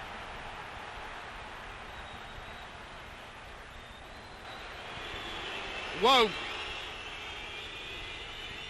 Oh, he scored. 2-0 Nottingham Forest. 2 penalty kicks down. Fox, he's got to score here. He scored. So it's 2-1. It's Chettle against Walker. A massive moment. Chettle scores.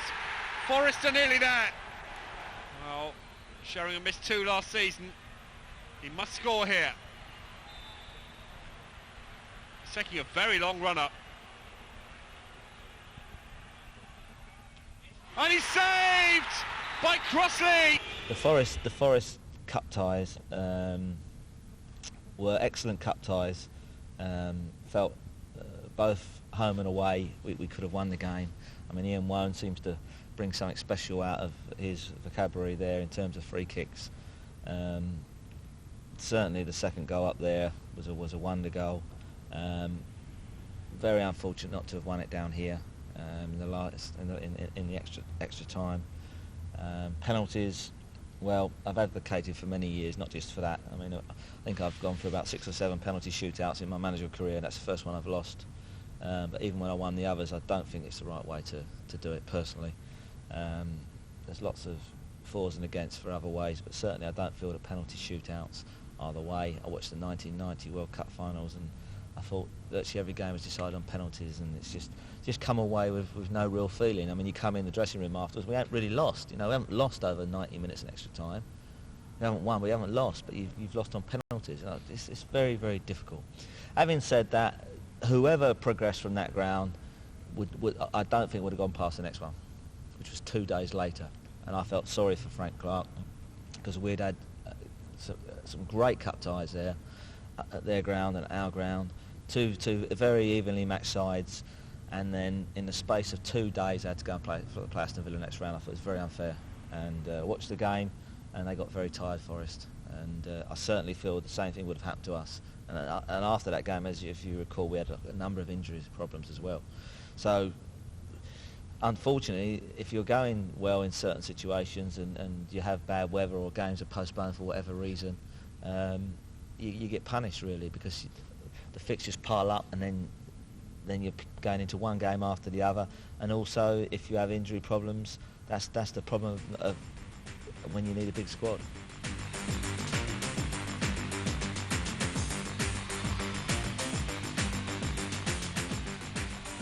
Walker with the clearance. Graham Fenton. And Shearer's onside, might hit this one first time. Shearer dives, and the penalty has been given. Well, I've got to say that was a pretty poor decision from Paul Durkin, given to him by the linesman. So Shearer against Walker.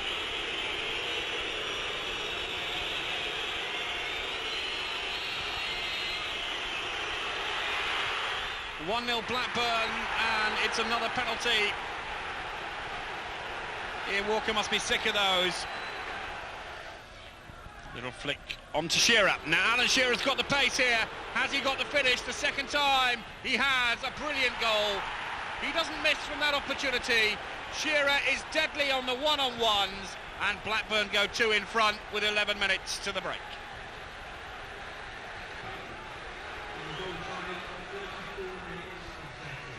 Well, Alan Shearer was given the incentive, but even so, that was a great finish. So Blackburn 2 up. So Fox floats it in. Now there's a chance and a goal for Teddy Sheringham. Spurs are back in the match, and it's Teddy almost inevitably who gets the goal.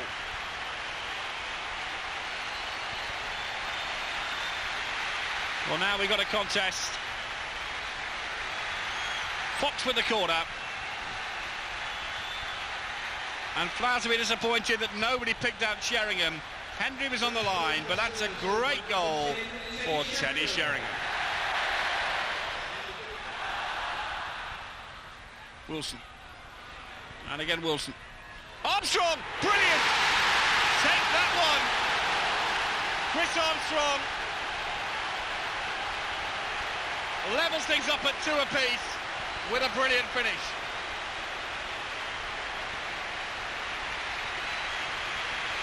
Well, that was a fantastic goal from Chris Armstrong.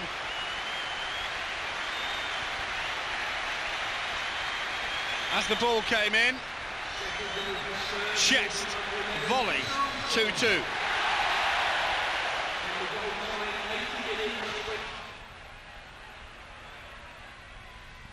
No flag here, Shearer, great chance, Alan Shearer.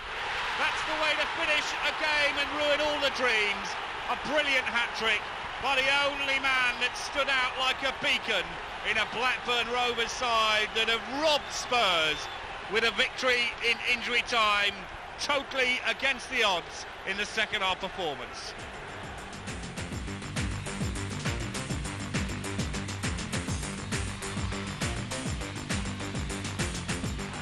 David Howe's put us ahead after 17 minutes.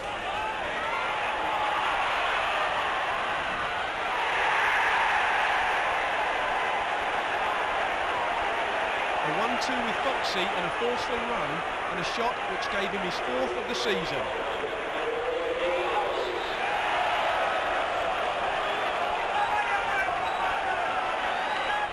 Nine minutes into the second half and Will Fox got his 4th since joining Spurs.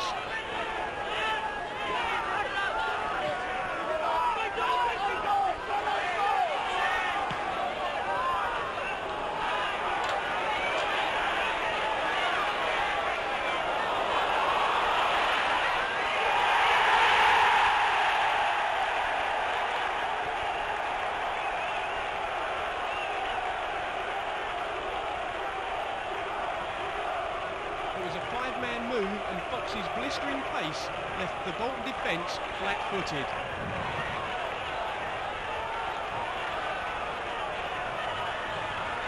The third came on the hour. This time Chris Armstrong supplied the pace.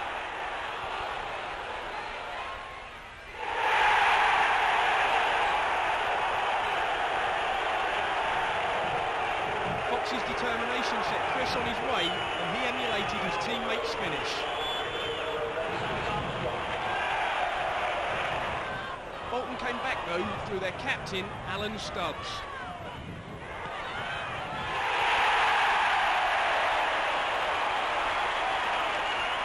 A simple finish just wide of the despairing Ian Walker.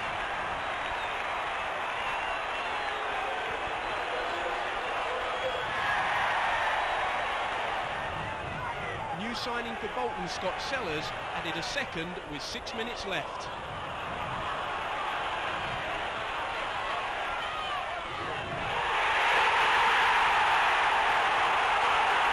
Started on the Spurs right, Sasicercic supplying the cross, and Walker no chance.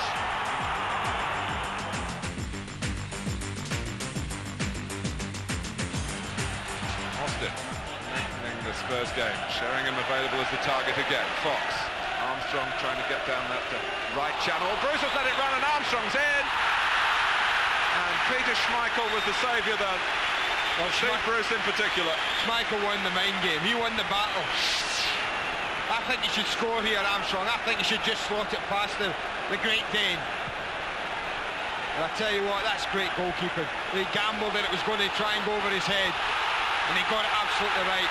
But Steve Bruce will be pretty pleased that his goalkeeper did get it right. That would have been a bread and butter clearance for him. He opted to let it go, and he almost paid dearly. And now Giggs. Still Giggs. And Cole is in!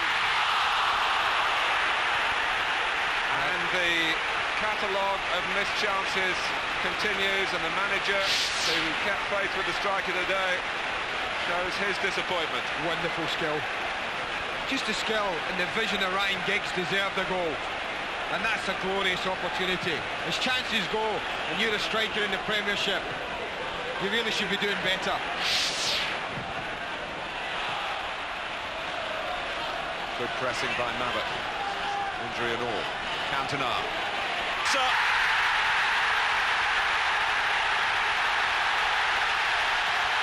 Eric Cantona at a critical time again. You wouldn't get any money on anyone else in the ground scoring the opening goal. And it's a smashing finish, and not his strongest side, but he hits it cleanly and he hits it accurately. Once he starts to drive at them, whether Gary Mavett's injuries contributed here, gives Walker no chance. But I tell you, they're absolutely furious, Tottenham, because it came from a goal kick that should have been a corner about 2 seconds earlier. They should have been defending a corner. The decision went Manchester United's way, and they're absolutely furious at Tottenham. Leclerc. Another offside decision. More drama for you live on Sky Sports. And they're furious. Sorry, Martin, they're furious because they feel that the free kick was taken. Whether it was or not, I'm not sure. But they feel Gary Neville took the free kick. Steve Bruce was too busy chatting to Peter Schmeichel and one of the other players. Sheringham reacted so quickly, was away. The referee brought them back. He played the ball, was the cry from Jerry Francis. Here it is here now. As the ball comes in, Steve Bruce just turns away to the goalkeeper. There is a stop there, and there's a ball pass. Now look at Sheringham react, and Steve Bruce has just turned round.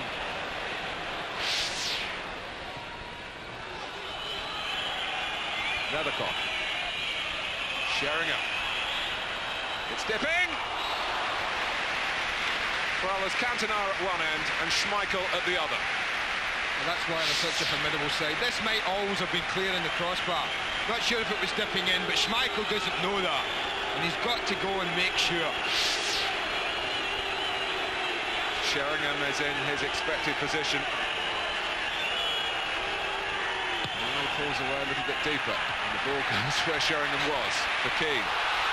Good challenge by Giggs on Austin's header. Fox. Spurs fighting to the last. Cantona.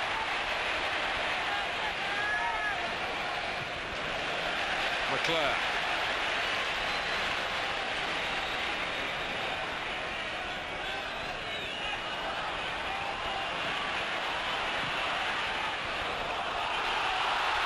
It's Beckham and he's onside. And Giggs! Oh, he smacked it against the bar. Beckham seemed to have presented the goal to Giggs.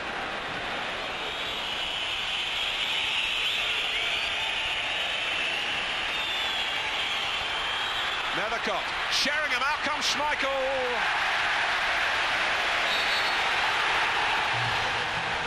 Cantona yet again struck the winning goal. Only Tottenham's third away defeat. They couldn't spoil United's day, although they certainly tried hard enough.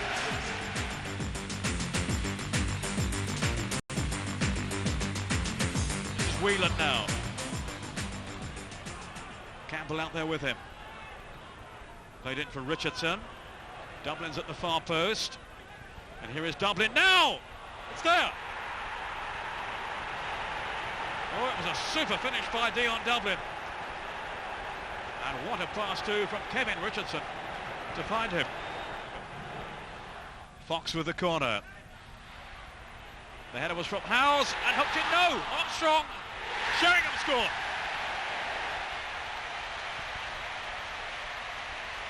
Well, for a moment there, I thought Coventry had survived, but it wasn't to be. Teddy Sheringham with the equalising goal. Well, the corner from Fox was met firmly there by Howells. It took a deflection, I think, of Nethercott.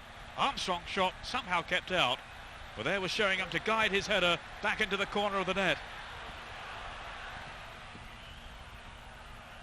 Such defiance from Coventry, but in the end it went unrewarded.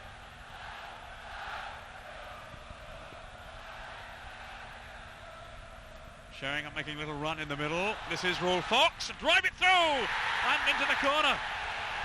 2 goals in a minute have swung this game on its head. It was a chilling finish then by Rule Fox. Sinton's pass. Off goes Armstrong. Sheringham's in the centre. And also arriving is Fox. 2 for Fox, 3 for Tottenham.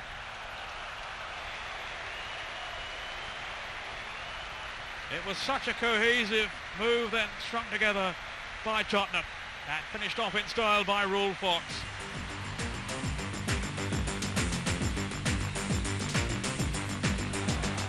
Minutes before the break, Stuart Pearce embarked on one of his characteristic raids down the left flank, and his deflected shot was bundled over the line by the perfectly positioned Steve Stone. Not even the presence of David Howells and Rule Fox could prevent the Forest midfielder from hooking the ball in. Stone, who's short of figure in England's European Championship campaign, continues to pop up with vital goals for his club. With Ian Walker having committed himself at the near post, it was Stone who reacted first to the loose ball. Forest went from strength to strength after the restart, and it was no surprise when they doubled their lead. Ian Wone put them 2 in front after 62 minutes. Their opponents were caught out by the sheer speed of the counter-attack. Paul McGregor and Kevin Campbell were both involved in the build-up, and with the visitors' defence stretched to breaking points, Campbell picked out Ian Wone, and Spurs were looking at a 2-goal deficit. Spurs had their moments, and Armstrong atoned for his earlier miss with a headed reply to give them some hope. His partnership with Teddy Sheringham has been one of the plus points of their season, and the two were at it again as they linked up effectively to cut Forest's lead.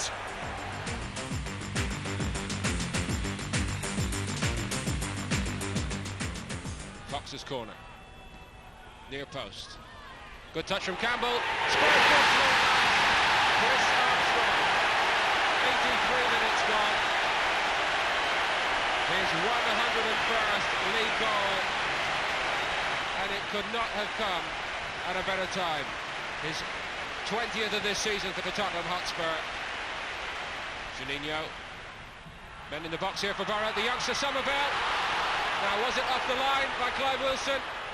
Off the bar, what an incredible series of let-offs. It's gone in now, and Middlesbrough are level. And it's Phil Whelan who got it after an extraordinary series of let-offs for Spurs.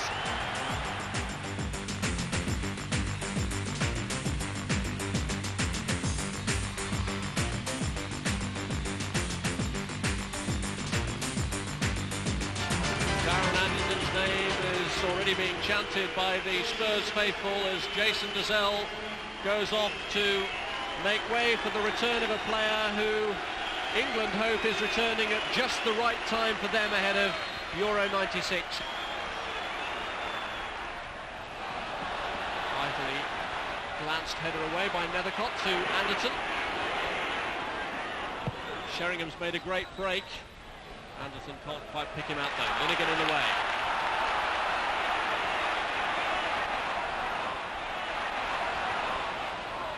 I was actually thought I'd be playing at Bristol in the reserves that night, but Jerry, phoned me on Sunday and said that he was thinking about putting me on the bench, so it's very nice.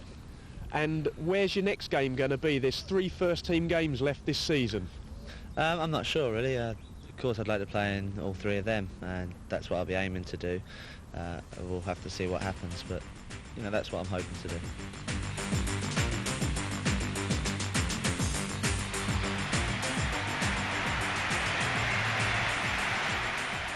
Chelsea, plenty of space here. Craig Burley Little ball floating inside, and Chelsea take the lead. And it's the scourge of White Hart Lane, Mark Hughes, who gets the goal. Once again, Hughes scores on a ground where he had such a great record. And the game threatened a goal, and has produced one after 34 minutes.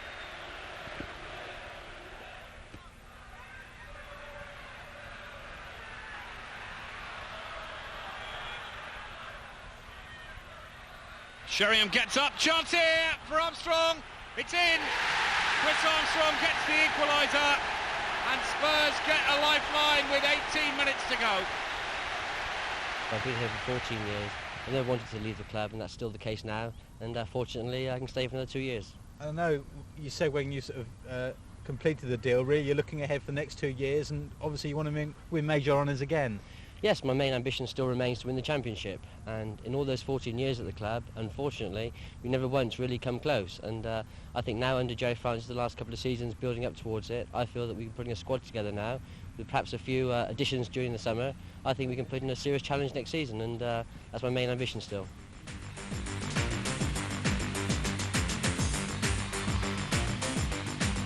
David Howes got the header. Kelly's ball in.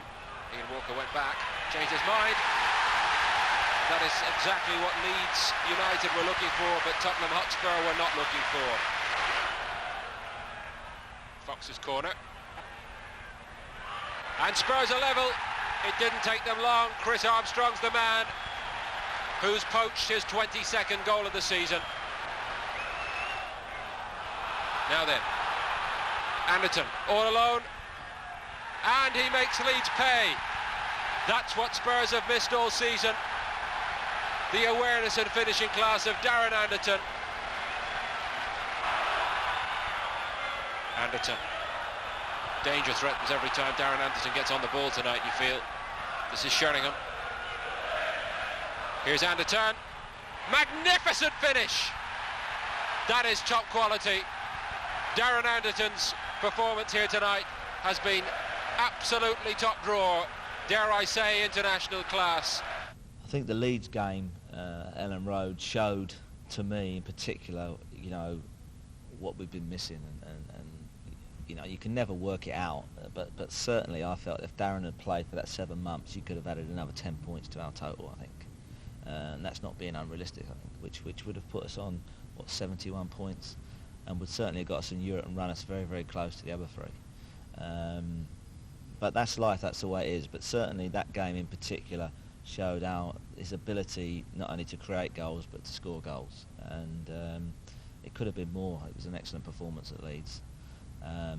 It was very hard for Darren to have to play Saturday, Thursday and then Sunday after being out for 7 months. But we certainly wanted him to do that. So then we went to Newcastle, with obviously Newcastle having to win, us having to win really for European players. All the other things going on around the country. Relegation, promotion, European spots. So it was an exciting time. And again, I thought we did very well. I mean, we're only the second team all season. There's only Manchester United that's won there, and us got a draw there in the whole season at St James's Park, which is a magnificent home record for Newcastle. It certainly shows, you know, that again we're capable of matching anybody.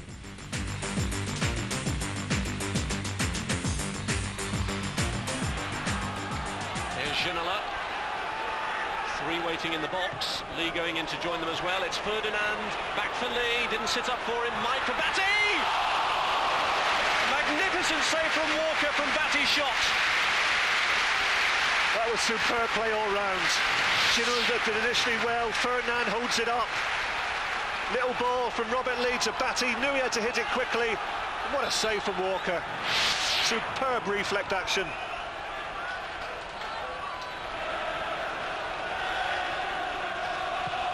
Darren Anderton's cross aimed towards Chris Armstrong. Fox's flick on. This is Jason Dazelle. Great chance for Dazelle, and it's 1-0 to Tottenham. Despair for Kevin Keegan as Jason Dazelle puts his team a goal down with his 3rd goal of the season. Well, that's absolutely brilliant play from Dazelle. Armstrong keeps it in the danger area, completely turns Peacock. And look at that for a cool finish. Don't always need power. Back onto his right foot, just looks up, curls it with his right foot inside the far post. Magnificent finishes from Dizelle. Here's Asprilla. Ferdinand Lee and Watson all available in the box. It's Ferdinand! Goal number 29 of the season for Les Ferdinand, and huge relief on Tyneside. And at one stage there, I think when Jason Dizelle scored and results were going, that we were in Europe at that time, but it wasn't to be. And you know, at the end of it, looking back, I still felt we could have made it. I felt a lot of things contrived to go against us this year, from the summer onwards with the injury situations. I thought that overall they'd done very, very well to hang on in there right to the last game of the season, finishing just, 2 points short of European place. I mean, we're joint 6th really. I mean, it's all goal difference, and we're all on 61 points. And you know, maybe we'll have a little bit more luck next year in terms of giving us an opportunity to keep our squad together, to be able to play a full squad, and also hopefully add into it this summer. Certainly be here next year. I mean, I've been very happy here, very happy. I think the supporters have been very good to me. I've enjoyed a rapport with them. It's a great club, and I think, you know, the one thing that's missing is we've got to get that bit of success. And for me, you know, it's the league championship for me. I think it's the ultimate.